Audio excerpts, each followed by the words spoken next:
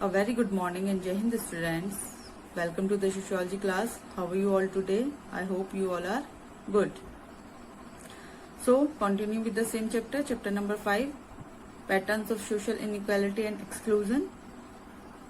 Yesterday we covered the topics, what is social about social inequality and exclusion, and key principles of stratification. Today we discuss these topics. First is prejudice, second is stereotypes, third is discrimination. ये तीनों interrelated है आपस में, है ना. And fourth is social exclusion. Okay, so start the chapter. So students, open your book, page number 85. Our first topic is prejudice, refer to preconceived opinion. Preconceived opinion means पहले से ही कोई judgement बना लेना, पहले से ही हमें किसी चीज के बारे में कोई राय को बना लेना. ठीक है, कोई ओपिनियन, किसी ओपिनियन को, किसी एटीट्यूड को सेट कर लेना. Held by members of one group towards another. किसी भी एक ग्रुप का किसी भी दूसरे ग्रुप के प्रति किसी भी तरह की कोई एक पर्टिकुलर राय बना लेना, कोई ओपिनियन सेट कर लेना, कोई एटीट्यूड बनाने को क्या कहते हैं? प्रेजुडाइज बोलते हैं, है ना. The word literally means prejudgement. इस वर्ड का क्या मीनिंग है? Prejudgement. Prejudgement set कर लेना किसी के बारे में पहले से ही अपने मन में. इसको हिंदी में बोलते हैं पूर्वाग्रह, है ना. पूर्वाग्रह बना लेना, प्री जजमेंट सेट कर लेना कि नहीं ये तो ऐसे ही है ना. That is an opinion formed in advance of any familiarity with the subject before considering any available evidence. और इस चीज के लिए व्यक्तियों को जो ये है ना, किसी के प्रति पूर्वाग्रह सेट कर लेते हैं हम, किसी के प्रति जजमेंट सेट कर लेते हैं व्यक्ति किसी ग्रुप के लिए या फिर किसी इंडिविजुअल के लिए, तो उसके ये उनकी मतलब उसके लिए उन्हें किसी भी तरीके की किसी एविडेंस की जरूरत नहीं होती. ये चला आ रहा है पीछे से, है ना. A prejudiced person preconceived views are often based on hearsay rather than on direct evidence. और ये जो प्रेजुडाइज्ड पर्सन होते हैं इनके पास जो नॉलेज होती है वो प्री कंसीव्ड होती है. उनके जो व्यूज होते हैं वो किस पे बेस्ड होते हैं? वो हियरसे यानी कि सुनी सुनाई बातों पे डिपेंड करते हैं और उन्हें किसी भी डायरेक्ट एविडेंस की नीड नहीं होती. हम जैसे कि हम ये कह सकते हैं कि हमारे यहाँ भी सोसाइटी में, इंडियन सोसाइटी में ये कहते हैं कि जो वुमन होती है वो गाड़ी अच्छे से नहीं चलाती, तो इसके लिए किसी भी एविडेंस की जरूरत नहीं है, लोगों ने मान लिया है ना. या फिर उनके वो किसी भी बात को हाइड नहीं कर सकती, तो ये बात मान ली गई है. इसके लिए किसी भी तरह की कोई एविडेंस की नीड नहीं है. और जैसे कि दलित के बारे में कहा जा सकता है कि जो दलित हैं वो इम्प्योर हैं, जो वो है स्ट्रेटिफिकेशन, इसमें इम्प्योर है, तो इसमें किसी भी दूसरे को किसी भी तरीके की एविडेंस की जरूरत नहीं है क्योंकि ये पीछे से चला आ रही है ये बात, है ना. And are resistant to change even in the face a new information. और साथ साथ क्या है कि ये किसी भी तरीके का जो न्यू अगर चेंज कोई हो भी गया है ना, जैसे कि इसका एक अच्छा एग्जांपल ये है कि जैसे दलित्स के लिए ये आ गई है पॉलिसी जो गवर्नमेंट ने बना दी गई कि भाई इनको कोई अनटचेबल नहीं कह सकता, लेकिन फिर भी लोगों की जो मेंटेलिटी है वो इसी तरीके की बन गई है. जबकि जो पीछे से जो चीजें थी वो बहुत चीजें चेंज हो चुकी हैं, लेकिन जो लोगों की मेंटेलिटी है, जो उनका पूर्वाग्रह उस चीज के बारे में बना हुआ है वो एज इट इज है, मतलब वो पूरी तरीके से हटा नहीं है, वो आज भी है. प्रेजुडाइज में बी आइदर पॉजिटिव और निगेटिव. ये पूर्वाग्रह कैसा हो सकता है? पॉजिटिव भी है और निगेटिव भी हो सकता है. Although the word is generally use for negative prejudgements, लेकिन मोस्टली ये वर्ड किस चीज के लिए यूज होता है? निगेटिव प्री जजमेंट्स के लिए यूज होता है, पॉजिटिव के लिए नहीं होता. It can also apply to favourable prejudgement for ये, और के अपने फेवरेबल जजमेंट देने के लिए यूज होता है कि किसी भी चीज के लिए अपने फेवरेबल जजमेंट देने के लिए, जैसे हम होते हैं ना किसी भी चीज के लिए अपना फेवर एक हमारे जो हमें सूट करता है वो हम एक पूर्वाग्रह दूसरे के बारे में बना लेते हैं, वेदर इट इज राइट और wrong. Prejudices are often grounded in stereotypes. ये जो पूर्वाग्रह है यही आगे चल के जो स्टीरियोटाइप्स है उस स्टीरियोटाइप के लिए एक ग्राउंड बनाते हैं, भूमि बनाते हैं. Fixed and inflexible characterisation of a group of people. और स्टीरियोटाइप क्या है? ये एक ऐसी स्थिति, एक फिक्स स्थिति बना देते हैं व्यक्ति की या फिर किसी ग्रुप की समाज के अंदर, है ना। Stereotypes are often applied to ethnic and racial groups and to woman. ये किसके लिए अप्लाई होता है? स्टीरियोटाइप रोल जो होता है, ये स्टीरियोटाइप कैसे कह सकते हैं, रोल होता है। ये किस चीज के लिए अप्लाई होता है कि किसी भी एथनिक ग्रुप या फिर वुमन के लिए, कि जैसे कि दलित्स हैं तो ये स्टीरियोटाइप उनके लिए ये रोल क्या हो गया, ये एक कि भाई ये इसी तरीके से जो उनका वर्क क्या है, साफ सफाई करना, है ना, या फिर जो अदर वर्ण है, वर्णा सिस्टम में है ना शूद्र, तो उनका अदर जो वर्ण है उनकी सेवा करना, यही उनका काम है, यही उनका रोल है। तो दलित के लिए ये तो हो गया ग्रुप के लिए। और वुमन के लिए क्या है कि अब मैं देती हूँ आपको इसका एक एग्जाम्पल कि हमारी जो इंडियन सोसाइटी है वो पैट्रियार्कल सोसाइटी है ना। तो वहां पर क्या है, जो मैन है उसको क्या माना जाता है, उसको माना जाता है कि वो ब्रेड विनर है।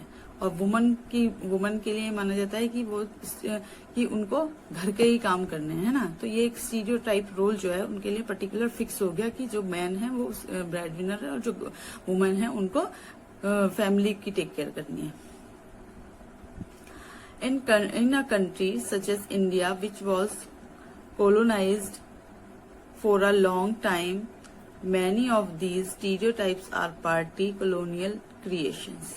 जो हमारी कंट्री में बहुत दिन तक जो ब्रिटिश गवर्नमेंट का जो हमारे यहाँ रूल रहा है, उसके तो कुछ स्टीरियोटाइप जो चीजें हैं वो कॉलोनियल पार्टी की ही क्रिएशंस हैं। Some communities were characterized as martial races, some other as effeminate or cowardly. तो जो ब्रिटिशर्स थे उनका क्या कहना था, उन्होंने कुछ जो कम्युनिटीज थी उनको कहा कि martial, these are martial races, means they are better than other communities, and some are lower races. Martial races उन्होंने किसको कहा, जिन्होंने 1857 में उनको जो 1857 में जो वॉर हुआ था उसमें उनका सपोर्ट किया था, है ना, उसको उन्होंने मार्शल रेसेस कहा, जैसे कि पंजाबीज। और उत्तर प्रदेश में जो अवध है, अवध के जो लोग हैं उनको उन्होंने कहा कि दे आर लोअर रेसेस, क्योंकि वो रिवॉल्ट जो है उन्होंने ही किया था, तो इसलिए इनको उन्होंने कहा दीज आर लोअर रेसेस, है ना।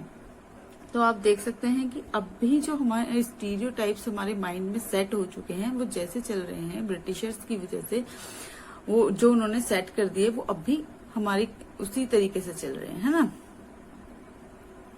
In both English and Indian fictional writings we often encounter an entire group of people classified as lazy और कनिंग। और इसी चीज को लेकर, इसी जो थिंकिंग है, जो ब्रिटिशर्स की जो थिंकिंग थी, उस पे ही जो फिक्शन लिखा गया है, जो राइटिंग लिखी गई उस टाइम पे, उसी के आधार पर एक पर्टिकुलर एक एंटायर ग्रुप को उन्होंने क्या कह दिया कि ये लेजी और या फिर कनिंग है ना।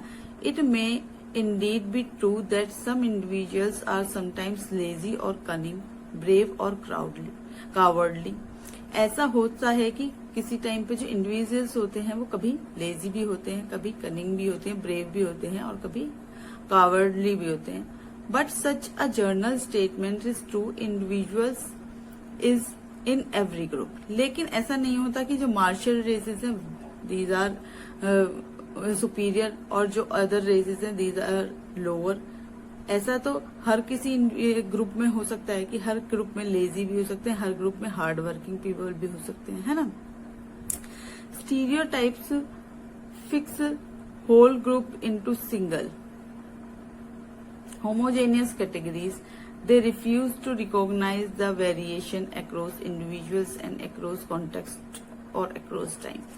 लेकिन स्टीरियोटाइप्स जो एक कंटेंट है उसका क्या है कि वो एक फिक्स हो चुका है कि ऐसा ही होना है, यही होगा, ये व्यक्ति या ग्रुप यही करेगा, तो ये टाइम के साथ चेंज नहीं हो रहा है ना। They treat an entire community as though it were a single person with a single all encompassing trait or characteristic. वो एक पूरी कम्युनिटी को ही एक सिंगल पर्सन की तरह ट्रीट करते हैं। इसी तरीके से इसके कैरेक्टरिस्टिक्स को देखते हैं कि ये यही मतलब इसका यही स्टीरियोटाइप, यही रोल है, इसे ही इसको आगे करना है। लेकिन क्या ऐसा होता है कि क्या एक जैसे ब्रिटिशर्स ने कह दिया कि एक एंटायर ग्रुप ये मार्शल है और ये लोअर है, लेकिन ऐसा नहीं होता। इसकी वजह से हम जब ये स्टीरियोटाइप जो पूर्वाग्रह कह सकते हैं, प्रेजुडिस कह सकते हैं कि हमें इसके अपने मन में इसको सेट कर लेते हैं या अपने माइंड में इसको सेट कर लेते हैं, इसकी वजह से जो व्यक्ति ऐसे होते हैं जो सोसाइटी के लिए जो वैल्यूएबल होते हैं उनको भी हम खो देते हैं, है ना। If prejudice describes attitudes and opinions, discrimination refers to actual behavior towards another group or individual. अगर prejudice या कह सकते हैं हमारा जजमेंट, हमारा पूर्वाग्रह हमारे एटीट्यूड्स को दर्शाता है, बताता है कि हमारा जो जजमेंट है वो किसी व्यक्ति के बारे में ये है या किसी पर्टिकुलर ग्रुप के बारे में ये है, तो उसके अकॉर्डिंगली हम स्टीरियोटाइप यानी कि हम उसके रोल डिसाइड कर लेते हैं। हम डिसाइड कर लेते हैं कि अगर ये अच्छा ऐसा है तो ये ऐसा ही करेगा, है ना। ये तो है, लेकिन डिस्क्रिमिनेशन जो इनके ये तो ऑब्जेक्ट्स हैं, डिस्क्रिमिनेशन इसका बिहेवियर जो हम कह सकते हैं बिहेवियर रूप है, जो एक्चुअल में हम जो बिहेवियर लोगों के साथ करते हैं अपने प्रेजुडाइज या फिर अपने स्टीरियोटाइप जो हमारे माइंड में सेटिंग हो चुकी है उसके अकॉर्डिंगली हम किसी के साथ बिहेवियर करते हैं, यानी कि डिस्क्रिमिनेशन यानी कि भेदभाव करते हैं, है ना। वो किसी के साथ भी हो सकता है, वो पर्टिकुलर ग्रुप भी हो सकता है या फिर कोई इंडिविजुअल पर्सन भी हो सकता है। Discrimination can be seen in practices that disqualify members of one group और from opportunities open to others. Discrimination means कि ऐसी प्रैक्टिस जिसमें कुछ मेंबर्स को डिस्क्वालीफाई कर दिया गया है, किस चीज से, अपॉर्चुनिटीज से, जो कि अदर मेंबर्स के लिए ओपन है और कुछ मेंबर्स जो हैं उनके लिए वो क्लोज कर दी गई है, यानी कि you are not able for this and you are able for this, ठीक है। अकॉर्डिंगली क्या कि हमारा उसके साथ जजमेंट हमने क्रिएट कर लिया है कि हाँ ये ऐसे ही हैं, इनके साथ ऐसे ही होना है ना। As when a person is refused a job because of their gender और रिलीजन। इसमें हम ये एग्जांपल दे सकते हैं कि किसी भी व्यक्ति को एक जॉब से इसलिए उसको रिफ्यूज कर दिया जाता है, इसलिए उसको वो जॉब नहीं दी जाती क्योंकि वो एक पर्टिकुलर जेंडर या फिर रिलीजन से बिलोंग करता है। जेंडर यानी कि जैसे कि जो वुमन है उनको ड्राइवर जो होते हैं, जो कैब ड्राइवर होते हैं, उनकी जॉब इसलिए नहीं दी जा सकती क्योंकि वो अच्छे से गाड़ी को ड्राइव नहीं कर पाती। लेकिन अब ये नहीं हो रहा है, वुमन भी कैब ड्राइवर हैं, लेकिन मोस्ट ऑफ द टाइम ऐसे ही होता है कि वुमन को ये जॉब ऑफर नहीं की जा सकती क्योंकि कहते हैं कि वो अच्छे से गाड़ी नहीं चलाती। और कुछ पर्टिकुलर रिलीजन भी होते हैं इस तरीके से कि उनको कुछ जॉब को नहीं दी जा सकती, ये कहा जाता है उनके लिए कि you are not able for this, है ना। Discrimination can be very hard to prove because it may not be open और स्पेसिफिकली स्टेटेड। डिस्क्रिमिनेशन का जो बिहेवियर वो इतने शार्पली, इतने स्मार्टली किया जाता है कि वो उसको बहुत हार्ड होता है प्रूव करना कि किसी के साथ इस तरीके से भेदभाव किया गया है ना। डिस्क्रिमिनेटरी बिहेवियर और practices may be presented as motivated by more justifiable reasons rather than prejudice. Discriminatory behaviour इस तरीके से किया जाता है कि वो बहुत ही जस्टिफाइड लगे, है ना। जैसे कि एग्जांपल है यहाँ पे, the person who is refuse a job because of their caste may be told that they were less qualified than others and that the selection was done purely on merit. कि किसी भी एक व्यक्ति को job से refuse करा जा रहा है, उसको जॉब नहीं दी जा रही है। क्यों नहीं दी जा रही है? क्योंकि वो एक पर्टिकुलर कास्ट से बिलोंग करता है और हमारे जो पूर्वाग्रह हैं या जजमेंट हैं उस चीज के साथ सेट हो चुके हैं कि ये व्यक्ति ये काम नहीं कर सकता, लेकिन हम उसको जॉब नहीं देना चाह रहे हैं। लेकिन हम ये नहीं कह सकते कि हम आपको इसलिए जॉब नहीं दे रहे क्योंकि आप इस पर्टिकुलर कास्ट से भी या फिर इस पर्टिकुलर रिलीजन से या जेंडर से बिलोंग करते हैं। हम क्या कह रहे हैं, you are not qualified for this job, है ना। या और जो हमारी ये उसके लिए जो मेरिट्स हैं वो आपके पास नहीं है, तो इसलिए यू आर डिस्क्वालीफाइड। तो लेकिन यहाँ पे भेदभाव हो रहा है, लेकिन वो स्मार्टली हो रहा है ना। तो इस तरीके से जो हमारे पूर्वाग्रह हैं, जो हमारे जजमेंट हैं, उससे हम अपने स्टीरियोटाइप जो रोल हैं वो सेट कर लेते हैं। उसके बाद हम उस बिहेवियर में लाते हैं। बिहेवियर कौन सा है? डिस्क्रिमिनेशन, है ना। दूसरों के साथ भेदभाव करते हैं अपने सेटिंग के accordingly. Okay. Social exclusion. Social exclusion refers to ways in which individuals may become cut off from full involvement in the wider society. Social exclusion का क्या मीन्स है कि कोई भी इंडिविजुअल या फिर कोई भी ग्रुप को कट ऑफ कर दिया जाए सोसाइटी से, कि उन यूजेस से, उन फैसिलिटीज से जिनको पूरी और सोसाइटी जिनका यूज कर रही है. It focuses attention on a broad range of factors that prevent individuals और groups from having opportunity open the majority of the population. देखो इसमें कहा भी है कि इसका फोकस, जो ये प्रोसेस, इसका फोकस किस पे रहता है? इसका फोकस रहता है कि किसी भी एक पर्टिकुलर ग्रुप को, किसी भी इंडिविजुअल को या पर्टिकुलर ग्रुप को उन अपॉर्चुनिटी से, उन सुविधाओं से, उन अवसरों से वंचित करा दिया जाए जो कि अदर पॉपुलेशन उनको यूज कर रही है. In order to live a full of active life, individuals must not only to be able feed, clothe and house themselves. एक ह्यूमन बीइंग होने के नाते हम लोगों की क्या वो रहती है, फर्स्ट प्रायोरिटी रहती है फीड, क्लोथ एंड हाउस, है ना, but should also have access to essential goods and services such as education, health, transportation, insurance, social security, banking and even access to the police और judiciary. But लेकिन हम साथ साथ इन जरूरतों के साथ साथ फीड, क्लोथ और हाउस के साथ साथ हमें और भी कुछ एसेंशियल गुड्स और सर्विसेज है जिनकी नीड होती है, just like education, health, transportation, insurance, social security, banking, police और जुडिशरी. इनकी नीड भी हमको और व्यक्तियों की तरह ही सभी व्यक्तियों को होती है. Social exclusion is not accidental. Social exclusion is not accidental. Accidental process नहीं है. It is a systematic process. It is the result of structural features of society.